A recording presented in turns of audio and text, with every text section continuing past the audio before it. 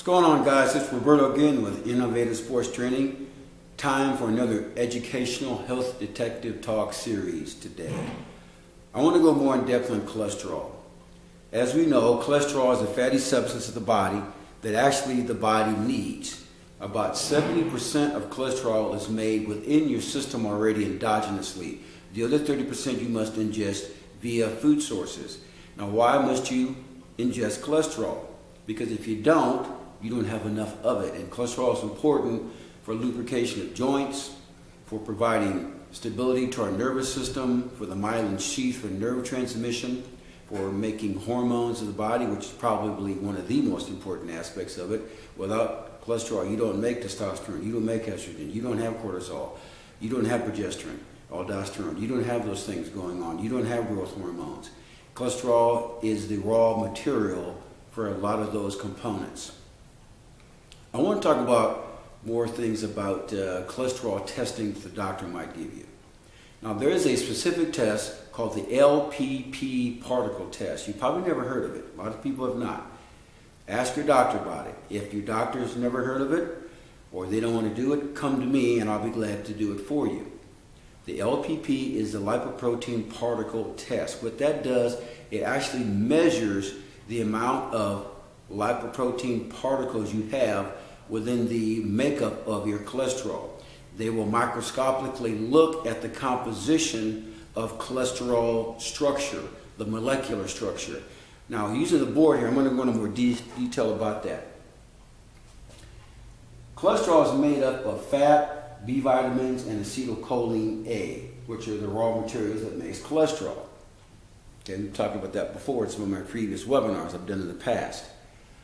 Now, I want to take a person, let's say, who has a 220 milligram per deciliter of cholesterol. Now, you might say that's fairly high, right? According to most labs, that would be high. But is it really? Now, later in the future, I'm going to go more into what lab testing is really all about because, believe it or not, a lot of labs are really not that optimal. They're not giving you the proper feedback as you should as a patient. But more about that in the future. Let's focus on cholesterol for tonight. If a man or woman has a 220 cholesterol, chances are the doctor are going to tell you you're at a very high risk. Not so. If you take the LPP particle test, where they microscopically will look at the components of how your cholesterol is made, the bigger the molecular structure here, the less risk you are.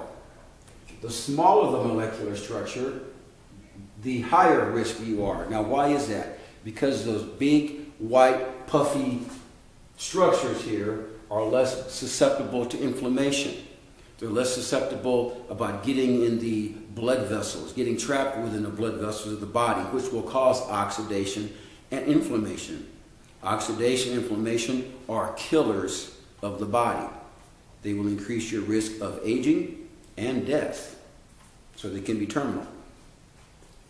So, a person who is a 220 milligram per deciliter of cholesterol, if the structures are bigger and more molecularly sound and not as dense, you are at less susceptibility to having a heart attack than someone who has the same number of 220 who has much smaller structures.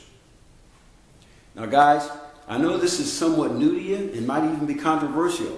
At the bottom of this seminar, well, not seminar, but this presentation I'm talking about today, this health detective series I'm doing today, I'm going to list some references for you to do some research on. I encourage you to research everything that I've been going over in these health detective series. Go do your homework. Ask questions. Do plenty of research. Now, I want to talk about something else. Cholesterol, yes, is important to measure, but it's not the most important thing to measure relative to our overall health and our risk of dying. It is better to measure this.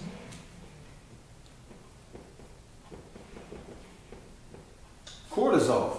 Excuse my sloppy writing there, but that does say cortisol. It is better to measure cortisol. Now, cortisol, the best way to measure it is with your saliva. And what that will show you is this. If I were to draw a graph, your cortisol levels are highest in the morning. I'll use a red pen. Your cortisol levels are highest in the morning when you get out of bed. So a healthy cortisol will look like this. High, and through the day, by the time you go to bed at night, it's there. Now there's this hormone called melatonin. Melatonin is going to elevate at nighttime. That's what helps you sleep. Melatonin is made primarily in the gut, by the way. Now I'm going to draw another one here. If your cortisol looks like this, up and down, and up and down, and up and down, chances are you're highly stressed out. Cortisol is a better indicator of your overall health, actually, than cholesterol. It is more fluid. It fluctuates more. Cortisol acts more in accordance with insulin and blood sugar levels. And when your insulin levels are teamed up with cortisol, as I've talked about before in other presentations, that's not good. You have to really address those issues because cortisol and insulin combined together will make you age like that. And you will have serious medical issues and metabolic disorders if you don't address those issues. Now, once again, there is a way to test for cortisol fluctuations. It's with a saliva test. You take a saliva drop in the morning, midday, afternoon, and evening before you go to bed. I highly encourage you to do that. Look into that also. Do some research on that. I'll be more than happy to help you guys. Guys, I hope this has addressed at least a part of the cortisol controversy issue out there. I know this might be something different for you that you have not heard of before. And give me a call if you have any questions. I do 30-minute free consultations, one-time free consultation of 30 minutes. I'll be more than happy to talk with you. My number is 816-405-7703. My email is rwpsports@yahoo.com. Check me out. Come talk. Give me a call. Email me. More than happy to, guys. Guys, this has been another Health Detective series with Roberto Parker. Take care and God bless. Bye-bye.